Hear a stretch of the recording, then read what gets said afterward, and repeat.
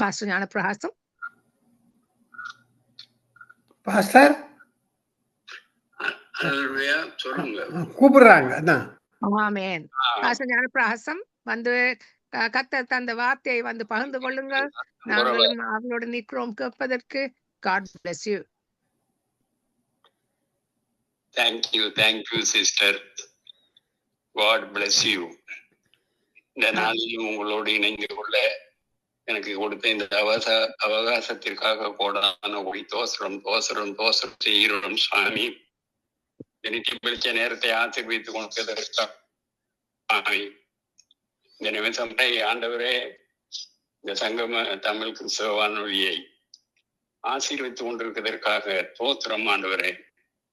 இருளில் உள்ளவர்களை ஆண்டவரே இந்த வெளிச்சத்துக்கு கொண்டு வர நீர் உமது பிள்ளைகளை ஆண்டவரை உபயோகித்துக் கொண்டிருப்பதற்காக கோடான கோடி தோசரம் இந்த நாளில் அறிவிப்பாளரைய மூத்த ஊழியர் ஐய மகேந்திரன் ஐயாவையும் இப்பொழுது நடத்துகின்ற சகோதரி அலங்காரமணியும் ஆரம்பம் முதல் முடியும் வரை பரிசுத்த ஆவியினால் மகளை மூடிக்கொள்ளுவனமா உமது வார்த்தையில் இந்த பள்ளிகளை கெஞ்சி நிற்கிறோம் சுவாமி. உங்களுடைய சுய பலத்தினாலேயோ பராக்கிரமத்தினாலேயோ எங்களால் ஒன்றும் செய்ய முடியாது ஆண்டவரை. இந்த நிமிஷம் வரைக்கும் நீர் செய்த உதவிக்காக அவர் லெஸ்லியை பலப்படுத்தியதற்காக ஆண்டவரை இந்த ஊழியத்தை அழகாய் அலங்காரமாய் செய்து முடிக்க ஆண்டவரை ஒவ்வொருவரையும் ஆண்டவரே உமது சாயலில் ஆண்டவரே நீர் வளர்த்து கொண்டிருப்பதற்காக தோத்திரம் சொல்கிறோம் சுவாமி. அதவனமாக இவர்களோடு இணைந்து கொள்ளவும் ஆண்டவரே ஒரு செய்தியை கொடுக்கவும் எனக்கு கொடுத்த சந்தர்ப்பதற்காக உமக்கு கோடான கோடி தோத்திரம் சுவாமி. இந்த காலை வேளையிலே சுவாமி நீர் எனக்கு கொடுத்த இந்த வார்த்தையை அழகாய் அலங்காரமாய் செய்ய என்னுடைய வாய்வு நெருப்பினால சுட்டு ஆண்டவர் பரிசுத்த ஆவியினால் என்னை மூடி இந்த செய்தியினால் அநேகர் ஆண்டவர் வெற்றிக்குள்ள வர வேண்டும் என்று உமது வார்த்தையை கெஞ்சி நிற்கிறேன் சுவாமி. முடியாத காரியம் ஆண்டவரே நத்திங். வல்லமையான உபவாசம் என்கின்ற ஒரு தலைப்புல இன்றைய தினம் உங்களோடு பேசுகிறேன். அதனால் நீங்கள் இப்பொழுதே உபவாசத்தோடும் அழுகையோடும் புலம்பலோடும் உங்கள் முழு இருதயத்தோடும் என்னிடத்திலே திரும்புங்கள் என்று கர்த்தர் சொல்கிறார். சீயோனிலே காலம் ஊதுங்கள், பரிசுத்த உபவாச நாளை நியமியுங்கள், விசேஷித்த ஆசரிப்பை கூறுங்கள், ஜனத்தை கூட்டுங்கள், சபையை பரிசுத்தப்படுத்துங்கள் என்கிற காரியத்தை நாங்கள் யோவேல் 2வது அதிகாரத்தில் 12, 15, 16வது வசனத்தில் வாசிக்கின்றோம். ஜெபமும் உபவாசமும் ஜெயமுள்ள கிறிஸ்தவ ஜீவியத்தின் அஸ்திபாரம் ஆகும். அது ஒன்றே சத்துருவின் சகல வல்லமைகளை முறிக்கும். அது தேவனுடைய பிரசன்னத்தையும் மகிமையும் உங்களுக்கு கொண்டு வரும். பரலோகத்தின் பிரசன்னத்தை பெற்றனுபவிக்க செய்யும். அது கிறிஸ்துவின் சாயலிலே உங்களை மறுரூபமாக்கும். இயேசு கிறிஸ்து தாமே உபவாச ஜபத்திற்கு முன்மாதிரியானார். அவரது ஊழியத்தின் ஆரம்ப காலங்களிலே இரவும் பகலும் 40 நாட்கள் உபவாசி ஜெபித்தார் என்பதையும் வேதம் தெளிவாக கூறுகிறது. மத்தேயு 4வது அதிகாரம் 2வது வசனத்தை வாசித்து தியானியுங்கள். உபவாசத்திற்கென்று வனாந்தரத்திலே தனிமையான ஒரு இடத்திற்கு ஆவியானவராலே அவர் கொண்டு போகப்பட்டார். அதனுடைய அடிசோடுகளை பின்பற்றி நீங்களும் உபவாசிக்க வேண்டியது அவசியம் என்பதையும் நாங்கள் 1 பேதுரு 2வது அதிகாரத்துல 21வது வசனத்திலே பார்க்கிறோம். 1 Peter 2:21. இயேசு கிறிஸ்து சொன்னார், நீயோ உபவாசிக்கும் போது அந்த உபவாசம் மனிதர்களுக்கு காணப்படாதபடி அந்தரங்கத்திலே இருக்கிற உன் பிதா மட்டும் காணும்படியாக உன் தலைக்கு எண்ணெயை பூசி உன் முகத்தை கழுவி சந்தோஷமா இருக்கிறது போல அப்பொழுது அந்த காலத்திலே பார்க்கிற உன் பிதா உனக்கு வெளியரங்கமாக பலன் அளிப்பார் என்று, அதுவும் மேத்யூ சுவிசேஷத்தில் 6வது அதிகாரத்திலே 17-18வது வசனத்திலே வாசிக்கின்றோம். அந்தரங்க உபவாசத்தை வலியுறுத்துகிற கர்த்தர் அதே நேரத்தில் பயங்கரமான போது உபவாசத்தையும் கூறுகிறார். பழைய ஏற்பாட்டு காலங்களிலே இஸ்ரவேலருக்கு விரோதமாக யுத்தமும் பஞ்சமும் கொள்ளையும் நோய்களும் வந்த பொழுது கூட உபவாசத்தை அறிவித்து தேசம் முழுவதும் ஜெப ஜனங்களை இணைத்து கண்ணீரோடு ஜெபித்தார்கள் என்றும், ரெட்டை உடுத்திக் கொண்டு சாம்பலை விரலிலே போட்டுக்கொண்டும் தங்களை தாழ்த்தி மன்றாடினார்கள் என்றும், அப்பொழுது கர்த்தர் அவர்களுக்கு விடுதலையை கொடுத்தார். இன்றைக்கும் கிறிஸ்தவர்கள் மட்டுமல்ல, உலக பிரகாரமான துறவிகள், சாதுகள், சன்னியாசிகள், யோகிகள், இப்படிப்பட்டவர்கள் உபவாசித்து தன்னுடைய சரீரத்தை ஒடுக்குகிறார்கள். பட்டினி கிடந்து ஆணிகளால் செய்யப்பட்ட பகுதியிலே படுத்து தங்கள் மாமிசத்தை சுகபோகத்தையும் வெறுத்து குசியாமலும் குடியாமலும் இருக்கிறார்கள். பறவைகளும் மிருகங்களும் கூட அவ்வப்பொழுது சரீரத்தை ஒடுக்கி உணவு அருந்தாமல் இருக்கிறதை கூட காணலாம். கழுகு வயது முதிர்ந்த பொழுது தனிமையாக ஒரு பாறை இடுக்கிலே போய் தன் சிறகுகளை எல்லாம் அங்கே உதிர்த்து விட்டு 30 அல்லது 40 நாட்கள் முழு முட்டையாக அங்க தங்கி இருக்கும். அதன் பின்பு இறகுகள் முளைத்து இளம் கழுகை போல புதுவெளன் அடைந்து பறந்து செல்லும். கர்த்தர் நினிவே பட்டணத்தை அழிப்பேன் என்று சொன்ன பொழுது அங்கே மிருக ஜீவன்கள் கூட புசியாமல் இருந்தன என்று வேதம் கூறுகிறது. யோனா 3வது அதிகாரம் 7வது வசனத்திலே. உபவாசம் என்று சொல்வது வெறும் பட்டினி அல்ல, உணவை தவிர்ப்பது மட்டுமல்ல, ஊக்கமாக ஜெபிக்க வேண்டும், ஜெபத்திற்கு அதிக நேரம் செலவிட வேண்டும்.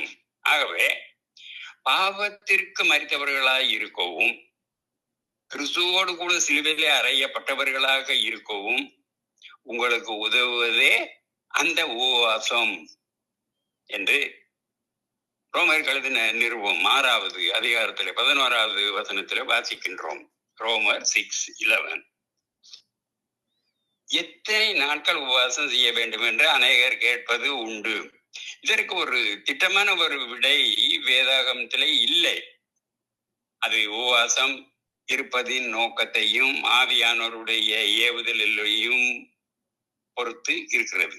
சில வேளைகளில உங்களை மீறிய பிரச்சனைகள், குடும்பத்திலே ஏற்படுகின்ற கர்த்தருடைய பாதத்திலே விழுந்து உபவாசித்து ஜெபிக்க வேண்டிய ஆவியானவர் உங்களுக்கு ஏவுவார். உங்களுடைய உள்ளமும் உணர்ந்து அதை செய்யும். எஸ்தர் தேசத்திற்காக 3 நாட்கள் உபவாசித்து ஜெபித்தாள் என்று எஸ்தர் 4:6 வாசிக்கின்றோம். பார்த்தி பேசாலின் தாவீதுக்கு பிறந்த மகன் மிகவும் சுகவீனமாக மரண தருவாயில இருந்த பொழுது கூட தாவீது அந்த பிள்ளைக்காக 7 நாட்கள் உபவாசி ஜெபித்தார் என்று 2 சாமுவேல் 12வது அதிகாரத்திலே 10 - 17வது வசனம் வரைக்கும் வாசிக்கக்கூடியதாக வேதம் அமைந்திருக்கிறது.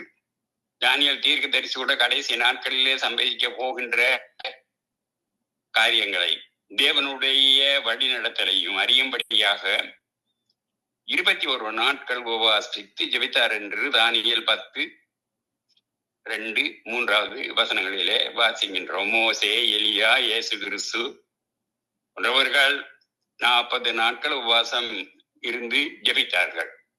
உபவாசத்தின் நோக்கம் என்ன? ஏன் உபவாசி ஜெபிக்க வேண்டும் என்பதை தியானிப்போம். தேவனுடைய பிரசன்னத்திற்கு நாங்கள் திரும்ப, அதனால் நீங்கள் எப்பொழுதும் உபவாசத்தோடும் அழுகையோடும் புலம்பலோடும் உங்கள் முழு இருதயத்தோடும் என்னிடத்திலே திரும்புங்கள் என்று கர்த்தர் சொல்லுகிறார் என்று யோவேல் 2வது அதிகாரம் 12வது வசனத்தை வாசிக்கின்றோம். கர்த்தரண்டை முழு இருதயத்தோடும் திரும்ப உபவாசம் அவசியம். உங்களுடைய வாழ்க்கையிலேயே பிரச்சனைகள் வரும் பொழுது, சோதனைகள் வரும் பொழுது ஆதி அன்புக்கு திரும்புவதற்கு உபவாசம் அவசியம். ஆண்டவரிலே முழு இருதயத்தோடும் முழு ஆத்மாவோடும் முழு பலத்தோடும் அன்பு கூர்ந்து சேவிப்பதற்கு உபவாசம் தேவையாக இருக்கிறது, அவசியமாக இருக்கிறது என்றும் சொல்லலாம். சில வேளைகளிலே சில குறிப்பிட்ட பாவங்கள் உங்களை மேற்கொள்ள கூடும். இச்சைகள், கோபங்கள், வீண் வார்த்தைகள், மற்றவர்களை குறை கூறுதல், இவைகள் உங்களை விட்டு வழி விலக பண்ணக்கூடும். இதை கண்சாலையாக விட்டுவிட முடியாது. இதை மேற்கொண்டே ஆக வேண்டும். இல்லாவிட்டால் இந்த பாவங்கள் உங்களின் பலன் கொண்டு முடிவிலே கர்த்தரை விட்டு உங்களை துரத்தி விட்டுரும். அப்போதெல்லாம் பவுல் தன்னை தாழ்த்தி எழுதுகிறார். மற்றவர்களுக்கு பிரசங்கம் பண்ணுகின்ற நானே ஆகாதவனாக போகும்படிக்கு என் சரீரத்தை ஒடுக்கி கீழ்ப்படுகின்றேன் என்று சொல்லுகிறார் என்று வேதம் சொல்கிறது. அதாவது 1 கொரிந்தியர் 9:27 உபவாச நேரத்திலே உங்களுடைய மாமிசத்தை ஒடுக்குங்கள். கலாத்தியர் 5:20 சொல்லப்பட்டபடி கிறிஸ்துவுடனே கூட சிலுவையிலே அறையப்பட்டேன், ஆயினும் பிழைத்திருக்கிறேன். இனி நான் அல்ல, கிறிஸ்துவே எனக்கு நோடு பிழைத்திருக்கார் என்பது உங்களது அனுபவமாக அமையட்டும். உபவாச நேரம் உங்களை கர்த்தருக்கு முன்பாக வெறுமையான பாத்திரமாக தாழ்த்துகிற நேரம் இது. தாவீது எழுதுகிறார், என் ஆத்மா வாடும்படியாக உபவாசித்து அழுதேன் என்று சங்கீதம் 69:10 சங்கீதம் 69:10 வாசிக்கின்றோம். எஸ்தர் தனக்காகவும் தன்னுடைய ஜனத்திற்காகவும் புதியாமலும் குடியாமலும் இருந்து, தண்ணி கூட குடிக்காமலும் இருந்து தேவ சமூகத்திலே விழுந்து கிடந்தாள் என்று எஸ்தர் 4:16 வாசிக்கின்றோம். உபவாச நேரத்திலே நீங்கள் உங்களை ஆராய்ந்து பாருங்கள். ஏதாவது பாவம் உங்களுடைய வாழ்க்கையிலே புகுந்து விட்டதோ, தேவனுக்கு பிரியம் இல்லாத அந்நிய அன்பு உங்களுக்குள் வந்து விட்டதோ, அதே நேரத்திலே உங்கள் குடும்பத்திலே பலி பீடத்தை செப்பனிடுங்கள், வலைகளை பழுது பாருங்கள் என்றும் சொல்லலாம்.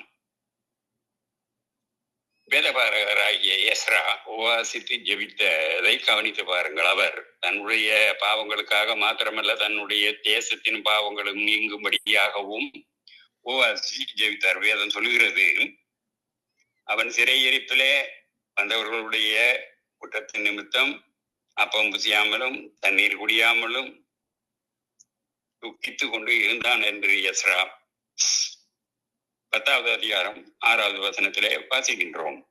தீர்க்கதரிசியாகிய சாமுவேலின் அனுபவம் என்ன? நான் உங்களுக்காக கர்த்தரை மன்றாடும்படிக்கு இஸ்ரவேலர் எல்லோரையும் மிஸ்பாவிலே கூட்டுங்கள் என்றான். அவர்கள் அப்படி மிஸ்பாவிலே கூடி வந்து தண்ணீர் மொண்டு கர்த்தருடைய சன்னதியிலே ஊற்றி அன்றைய தினம் உபவாசம் பண்ணி கர்த்தருக்கு விரோதமாக பாவம் செய்தோம் என்று அங்கே சொன்னார்கள், அறிக்கையிட்டார்கள் என்று 1 சாமுவேல் 7:5-6 வாசிக்கின்றோம். உபவாசித்து உங்களை தாழ்த்தி பாவ அறிக்கை செய்து ஜெயிப்பீர்களே ஆனால் கர்த்தர் உங்களுக்காக வழக்காடுவார், வாதாடுவார், உங்களுக்காக யுத்தம் செய்வார். எல்லா சத்துருவின் வல்லமையின் மேலும் நீங்கள் ஜெயத்தை பெற்றுக் கொள்வீர்கள். அதாவது பிசாசை துரத்துவதற்காக இந்த ஜாதி பிசாசு ஜெபத்தினாலும் உபவாசத்தினாலுமே அன்றி வேற எந்த விதத்திலும் புறப்பட்டு போகாது என்று சொன்னார். மத்தேயு 17:21 வாசித்து தியானியுங்கள். பிசாசை ஜெயிக்கும்படியான தீவிர சிகிச்சைகள் தான் இந்த உபவாச ஜெபம். சாதாரண வைத்தியனால் தீராத நோய்களுக்கு விசேஷமான சிகிச்சை முறை அவசியமாக இருக்கிறது. சில பிசாசுகள் அதற்றினாலே ஓடிவிடும், சில பிசாசுகளை எதிர்த்து நின்றால் ஓடும். எதிர்த்து நின்றால் ஓடும் என்று யாக்கோபு 4:7 வாசிக்கின்றோம். ஆனால் சில ஜாதி பிசாசுகள் பில்லி சூனியம் கட்டுகள் உபாசித்து ஜெயித்தால்தான் போகும். முரட்டு பிசாசுகளுக்கு உபாச ஜெபம்தான் பரிகாரம். செய்வினை கட்டுகள், பில்லி சூனியங்கள், மனநோய்கள், கட்டுகள், சாபங்களை எல்லாம் உபாச ஜெபத்தில் அன்றி வேறு எந்த விதத்திலும் நீங்கி போவதே இல்லை. நீங்கள் உபாசி ஜெபிக்கும் பொழுது எந்த மனுஷனும் எதிர்த்து நிற்க கூடாத வாக்கினாலும் வல்லமையினாலும் கர்த்தர் உங்களை நிரப்புவார். கர்த்தருக்கு உகந்த உபவாசம் எது? அக்கிரமத்தின் கட்டுகளை அவிழ்த்து விடுகிறது, நுகத்தடியின் பிணைகளை இருந்து நெகிழ செய்கின்றதும், நெருக்கப்பட்டவர்களை விடுதலையாக்குகிறதும், சகல நுகத்துகளையும் உடைத்து போடுகிறதும், பசி உள்ளவனுக்கு ஆகாரத்தை பகிர்ந்து கொடுத்தரும், துரத்துண்ட சிறுமையானவர்கள் வீட்டிலே சேர்ந்து கொள்ளுதலும், வஸ்திரமில்லாதவனை கண்டால் அவனுக்கு வஸ்திரத்தை கொடுக்கிறதும், உன் மாம்சமானவனுக்கு உன்னை ஒழிக்காமல் இருக்கிறதும் அல்லவோ எனக்கு உகந்த உபவாசம் என்பதை எசையா தீர்க்கதரிசி இன் புத்தகம் 58வது அதிகாரத்திலே 58வது அதிகாரத்திலே 6வது வசனமும் 7வது வசனமும் குணமாக கூறுகிறது. மூன்றாவதாக, ஊழியத்தில் தேவ நடத்துவதற்காக, அதாவது நாங்கள் ஊழியம் செய்வதற்கு தேவனுடைய பிரசன்னத்திலே அதை நடத்துவதற்கு எங்களுக்கு பலன் வேண்டும் என்று ஜெபிக்கின்றார். அவர்கள் கர்த்தருக்கு ஆராதனை செய்து உபவாசித்து கொண்டிருக்கும் பொழுது பர்னபாவையும் சவுலையும் நான் அழைத்து ஊழியத்திற்காக அவர்களை பிரித்து விடுங்கள் என்று பரிசுத்த ஆவியானவர் புலம்பற்றினார் என்று அப்போஸ்தலர்கள் 10வது அதிகாரம் 13 வசனம். அப்போஸ்தலர்கள் 13வது அதிகாரத்திலே 2வது வசனத்திலே வாசிக்கின்றோம். ஆதி அப்போஸ்தலர்கள் நாளிலே உபவாசம் என்பது ஆராதனையின் ஒரு பகுதியாக இருந்தது. எப்படி பாடுதல், எப்படி துதிக்க வேண்டும், எப்படி சாட்சி கூற வேண்டும், எப்படி பிரசங்கிக்க வேண்டும் என்றெல்லாம் ஆராதனையின் ஒரு பகுதியாக இருந்ததோ அதே போலவே உபவாசமும் ஒரு பகுதியாக இருந்தது. ஆகவேதான் இந்த வசனம் அவர்கள் கர்த்தருக்கு ஆராதனை செய்து உபவாசித்து கொண்டிருந்த பொழுது என்று ஆரம்பிக்கின்றது. மட்டுமல்ல, அவர்களுடைய உபவாசத்திலே ஒரு நோக்கம் இருந்தது. யார் யாரை கர்த்தருடைய ஊழியத்திற்கென்று பிரித்தெடுப்பது, அவர்களுக்கு என்ன ஊழியத்தை கொடுப்பது, கர்த்தருடைய மகிமையின் ஊழியத்திற்காக யாரை வேண்டுமானாலும் பிரதிஷ்டை செய்துவிட முடியாது. ஆரோனை போல தேவனால் அழைக்கப்பட்டால் ஒழிய ஒருவனும் இந்த கனமான ஊழியத்திற்கு தானாக ஏற்படுகிறது இல்லை என்ற எபிரேயர் 5:4 வாசிக்கின்றோம். அழைப்பையும் தெரிந்து கொள்ளுதலையும் உறுதிப்படுத்திக் கொள்ள ஆதி திருச்சபையின் கையாண்ட ஒரு வழி தான் உபவாசம். அநேகர் உணர்ச்சி வசப்பட்டு ஊழியத்திலே இறங்கிவிட்ட பின்பு தங்களுக்கு அழைப்பு இல்லை என்று உணர்ந்து வேதனைப்படுகிறார்கள். இன்னும் சிலர் கள்ள தீர்க்கதரிசிகளை நம்பி ஊழியத்திலே இறங்கி விடுகிறார்கள். பின்பு நிற்க முடியாதபடி பின்தாங்கி போகிறார்கள். கர்த்தருடைய நாமத்திற்கு அவமானத்தையும் இழுக்கையும் தேடி கொடுக்கிறார்கள். சிலர் உபவாசம் இருப்பார்கள், ஆனால் கர்த்தர் பதில் அளிக்கும் வரை காத்திருக்காதபடி வெளியே வந்து விடுவார்கள். கர்த்தருடைய குரலுக்கு வழி நடத்துவது ஊடாக பொறுமையுடன் அமைதியுடன் கர்த்தருடைய முகத்தை கவனித்திருக்க வேண்டும் என்று நான் உங்களுக்கு கூறுகின்றேன். ஆதி அப்போஸ்தலர் நாட்களில் அவர்கள் உபவாசி ஜெபித்து ஆவியானவருடனே பதில் கொடுத்தார். பர்னபாவையும் சவுலையும் தான் அழைத்த ஊழியத்திற்கு அவர்களை பிரித்து விடுங்கள் என்று பரிசுத்த ஆவியானவர் திருவுள்ளம் பற்றினார் என்று அப்போஸ்தலர்கள் 13வது அதிகாரம் 2வது வசனத்திலே வாசிக்கின்றோம். அதோடு உபவாசத்தை முடித்து விட்டார்களா? இல்லை அன்பானவர்களை, தொடர்ந்து வாசியுங்கள். அப்பொழுது உபவாசித்து ஜெபம் பண்ணி அவர்கள் மேல் கைகளை வைத்து அவர்களை அனுப்பினார்கள் என்றும் அப்போஸ்தலர்கள் 13:3 வசனத்தை கவனியுங்கள். அவர்கள் உபவாச ஆராதனை செய்தார்கள், உபவாசித்து தேவ சித்தத்திற்காக காத்திருந்தார்கள், உபவாசித்து ஊழியத்திற்காக ஊழியர்களை தெரிந்து கொண்டார்கள், உபவாசத்தோடு அவர்களை பிரதிஷ்டையும் செய்தார்கள் என்று வாசிக்கின்றோம். நான்காவதாக ஆசீர்வாதங்களை பெற்றுக்கொள்ள, ஒருவேளை அவர் திரும்பி மனசாப்பட்டு தன்னுடைய தேவனாகிய கர்த்தருடைய ஓஜன பைகளையும் பான பைகளையும் செலுத்துவதற்கான ஆசீர்வாதத்தை தந்தருள்வார் என்று யோவேல் 2வது அதிகாரம் 14வது வசனத்திலே வாசிக்கின்றோம். கர்த்தரிடத்திலே இருந்த ஆசீர்வாதத்தை பெறுவதற்கு உபவாசத்தோடும் அழுகையோடும் புலம்பலோடும் கர்த்தரண்டை திரும்புங்கள். நீங்கள் உங்கள் வஸ்திரங்களை அல்ல, உங்களுடைய இருதயங்களை கிழித்து உங்கள் தேவனாகிய கர்த்தரிடத்திலே திரும்புங்கள். அவர் இரக்கமும் மன உருக்கமும் நீடிய சாந்தமும் மிகுந்த கிருமை உள்ளவானவர். அவர் தீங்குகளுக்கு மனசாகப்படுகிறவருமாய் இருக்கிறார் என்று யோவேல் 2வது அதிகாரத்திலே 13வது வசனத்திலே வாசிக்கின்றோம். அந்நாளுக்கு பிள்ளை இல்லாமல் இருந்த காரணம் என்ன? அது கணவனுடைய சரீரத்தின் குறைபாடோ அல்லது மனைவியின் சரீரத்தின் குறைபாடோ இல்லை. வேதம் சொல்கிறது, கர்த்தர் அவள் கற்பத்தை அடைத்தார் என்று வேதம் கூறுகிறது. 1 சாமுவேல் 1:5 கர்த்தர் கற்பத்தை அடைத்திருக்கும் பொழுது எந்த வைத்தியனாலும் கற்பத்தை திறக்க முடியாது. கர்த்தர் தான் மனமிறங்கி குழந்தை செல்வத்தை தர முடியும். வேதம் சொல்கிறது, அந்நாள் கர்த்தருடைய சமூகத்திலே போய் மனம் கசந்து மிகவும் அழுது கர்த்தரை நோக்கி விண்ணப்பம் பண்ணினாள் என்றும், அவள் சாப்பிடாதிருந்தாள் என்று 1 சாமுவேல் 1:10 வாசிக்கின்றோம். கர்த்தர் அந்த உபவாச ஜெபத்தை கேட்டார். ஆசீர்வாதமான சாமுவேலை தந்து, சாமுவேலை மாத்திரம் தந்தது மட்டுமல்ல, இன்னும் 5 பிள்ளைகளை கூட கிருபையாக அவளுக்கு தந்தருளினார். உபவாசம் சாத்தானை எதிர்ப்பதற்கு மட்டுமல்ல, தேவனுடைய மனதுருக்கத்தை பெறவும் ஆசீர்வாதத்தை பெற்றுக் கொள்ளவும் மிகவும் உதவியாக இருக்கிறது. உங்களுடைய வாழ்க்கை என்ன குறைபாடுகள், பிள்ளை இல்லையா, வேலை இல்லையா, பிள்ளைகள் திருமண தடைகளா, உங்களுக்கு வர வேண்டிய பதவி உயர்வுகள் உங்களுக்கு வர இல்லையா, கணவன் மனைவிக்குள்ள கசப்பு வளர்ந்து கொண்டு பிரிந்து விட்டீர்களா, உபவாசித்து மன்றாடி ஜெபியுங்கள். உபவாச ஜெபம் தடைகளை தவிர்த்து உங்களுக்கு வெற்றியை கொண்டு வரும்.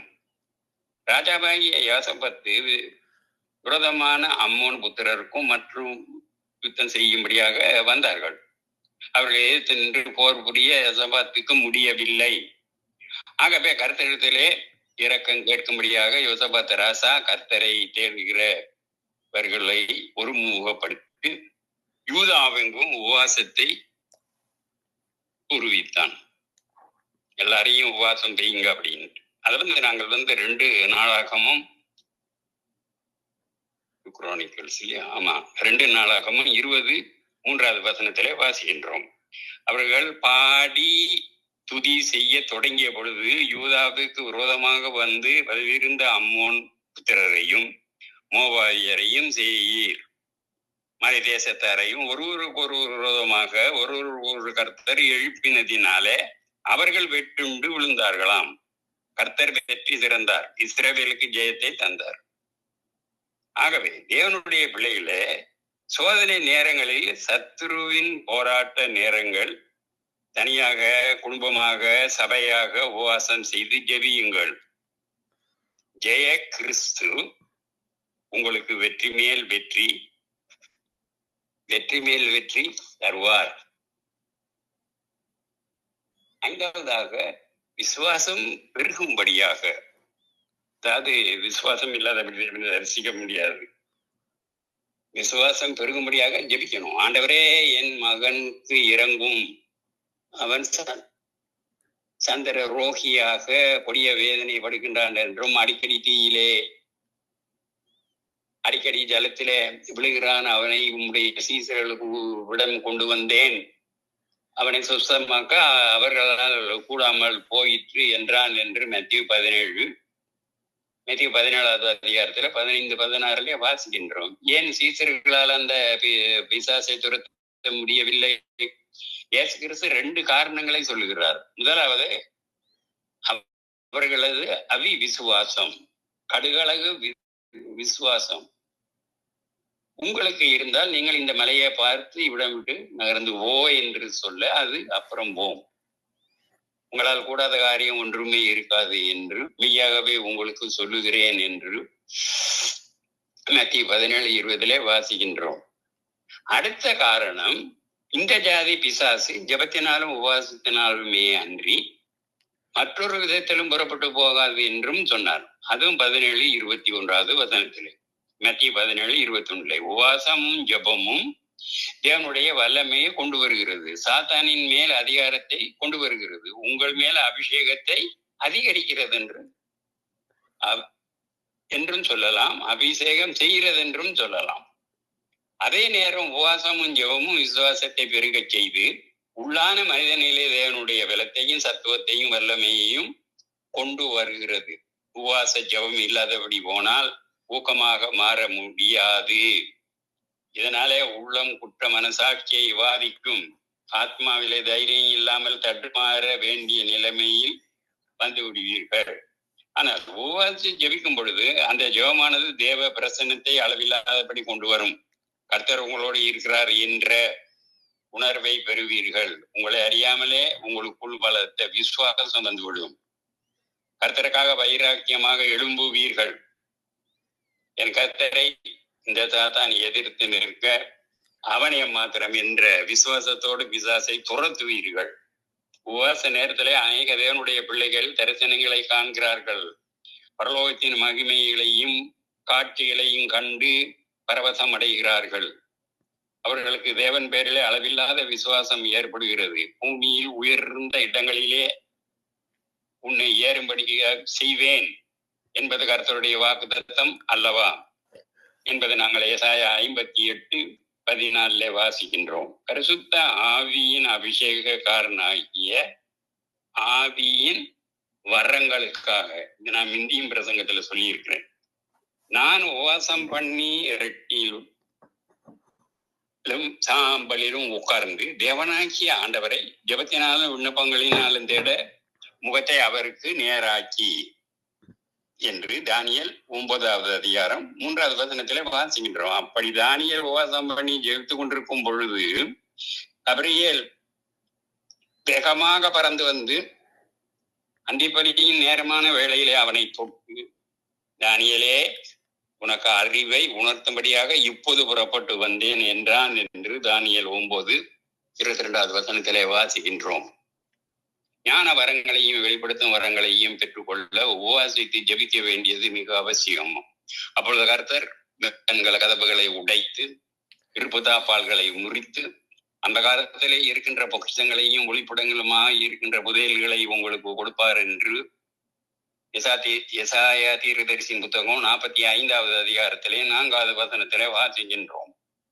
இயேசு பரத்துக்கு ஏறி சென்ற பின்பு 120 சீசர்கள் ஒருமனப்பட்டு ஜெபத்திலையும் உபவாசத்திலும் வேண்டுதலிலும் தரித்திருந்தார்கள். அந்த ஜெபம் பரிசுத்த ஆவியின் வல்லமை கொண்டு வந்ததென்றும், அக்கினி மயமான நாவுகளை கொண்டு வந்ததென்றும், ஆவியின் வரங்களை கொண்டு வந்ததென்றும், பெரிய ஒரு எழுப்புதல் நதி கரையை புரண்டோடியதென்றும் காண்கிறோம்.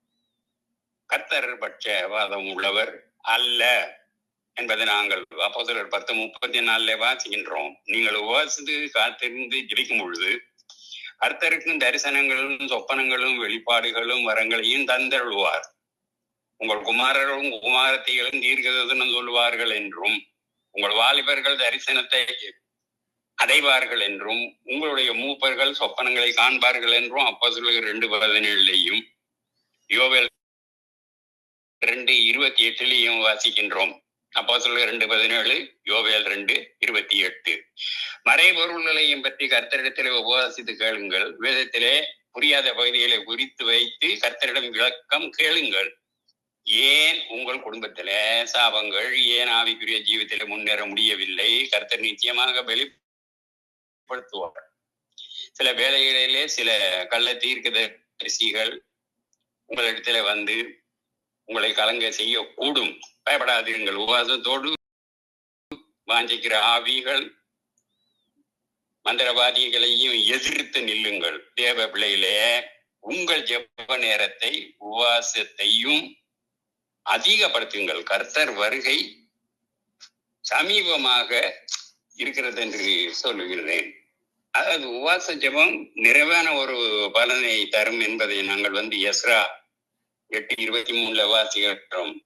அப்படியே நாங்கள் உபவாசம் பண்ணி எங்கள் தேவனிடத்திலே அதை தேடினோம், எங்கள் விண்ணப்பத்தை கேட்டு அருளினார் என்று அந்த வசனம் சொல்கிறது. ஆண்டவராகிய இயேசு கிறிஸ்துவினுடைய வாழ்க்கையிலே தேவனுடைய திருக்குமாரனாக அவர் இருந்த பொழுதிலும் கூட இயேசு கிறிஸ்து வாழ்க்கையை மற்றும் உபவாச ஜெப வாழ்க்கையை அவர் கடைபிடித்தார். எனவே அவரை பின்பற்றுகின்ற நாமும் அதே போன்று பல நேரங்களிலே உபவாசம் செய்து ஜெபிக்க வேண்டியது அவசியமாக இருக்கின்றது. எஸ்ரா என்கிற மனிதன் கூட தேவனுடைய ஜனங்கள் நடத்தும் போது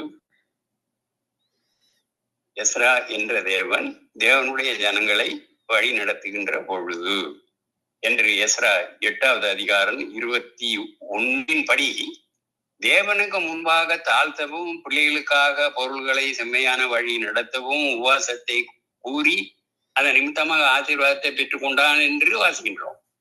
பிசாசையும் அவனுடைய கிரிகளையும் முறியடிக்க உபவாச ஜெபம் அவசியம் என்பதையும் ஆண்டவர் வலியுறுத்தி இருக்கிறார் என்பதையும் நாங்கள் மத்தேயு 17வது அதிகாரம் 21 காண்கின்றோம். எனவே இந்த பொல்லாத உலகத்திலே வாழ்கின்ற கர்த்தருடைய சமூகத்திலே தனித்திருந்து உபவாசித்து ஜெபம் செய்ய வேண்டியது நமக்கு அவசியம் என்பதை இந்த செய்தி மூலமாக நான் உங்களுக்கு சொல்கின்றேன். பிரியமானவர்களே, உங்கள் வாழ்க்கையில பல்வேறு பிரச்சனைகள் அலுவலகத்திலே, வீட்டிலே, மற்ற இடங்களிலே நீங்கள் சந்திக்கலாம். உடனடியாக ஆகாரத்தையும் தண்ணீரையும் விடுத்தொதுக்கி எஸ்தரை போல ஆண்டவருடைய சமூகத்திலே ஜெபியுங்கள் என்று எஸ்தர் 4:16 கர்த்தர் உங்களுக்கு எதிராக புறப்பட்டு வருகின்ற சகல திட்டங்களையும் முறியடித்து போடுவார். எந்த விதமான பிசாசின் கட்டுகளையும் தாங்க முடியாத பிரச்சனைகளையும் உபவாசத்தோடு ஜெபம் முறித்து போடும் என்பதை நீங்கள் அனுபவித்து பாருங்கள், ருசித்து பாருங்கள் என்று சொல்லி என்னுடைய செய்தியை முடித்துக் கொண்டு ஒரு சிறிய ஜெபம் பண்ண பிரியப்படுகிறேன். அன்பின் தேவனே, எங்களுக்கு இந்த உண்மையை அறிந்து கொள்ள இன்றைக்கு இந்த செய்தியின் மூலமாக உதவி செய்ததற்காக நன்றி. இன்று முதல் நாங்கள் என்ன வந்தாலும் உபவாசித்து உம்மை தேட தெய்வீக வழி நடத்தலை பெற்றுக்கொள்ள நீரே எங்களுக்கு அருள் தர வேண்டும் என்று கர்த்தராகிய இயேசு கிறிஸ்துவின் நாமத்தினாலே பிதாவே ஜெபம் கேட்கின்றோம்.